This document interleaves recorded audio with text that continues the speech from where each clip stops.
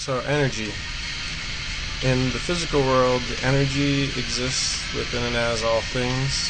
Likewise, it becomes the driving force behind practical magic. Whether something is living or not, it possesses energy.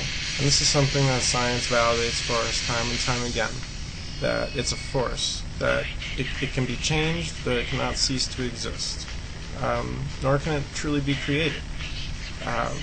Physical matter is energy condensed to a slower vibration than what you would consider the currents of life found in more natural creation. But at the bottom line, that which is tangible, real, compactified of atoms and particles, that is condensed. That is why it's solid.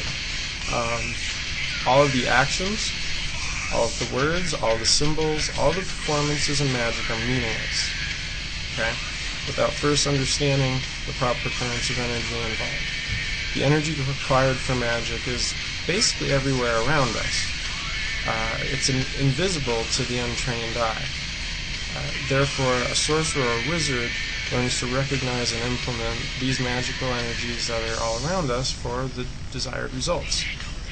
There are two sources of energy that are utilized in magical workings. Firstly, there is the personal power that comes from within. This is obviously the most important.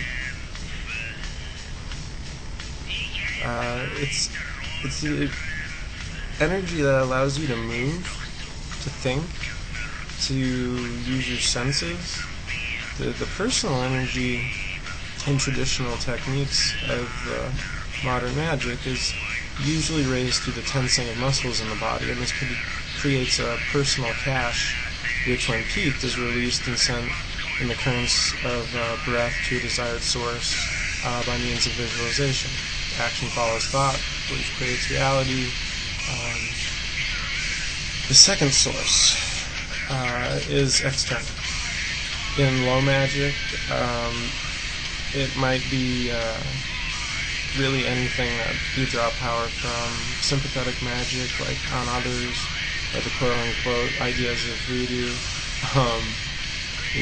Hair, nails, things of other people, things that they've touched, resonant energies. In more natural magic, the very earth itself becomes the external source of energy. The natural world is abundant with powerful energy, and hence the common image of wizards living in trees and on mountainsides and obviously away from things of society.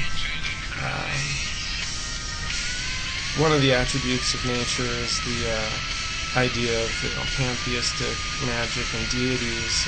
You look and you'll find out that all cultures have some kind of representation of a goddess of love, or a symbol, embodiment of wealth, things like that.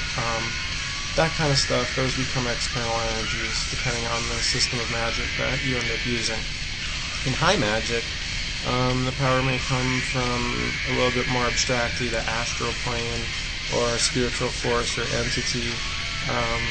High ceremonial magic works to draw energy from the dimensions, from entities, spiritual forces, and whatnot.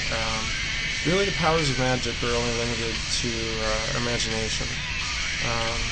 The goal, then, with energy, in terms of wizardry, magic, practical magic, is to raise personal power of the wizard and merge it with the external powers that are summoned or called forth. And then this is directed with the mind, through the use of visualization, which we'll get into next, and directed by breath, breathing meditations, techniques. And as I say, the next part will be about visualization, since it is written that visualization is really the key to the occult.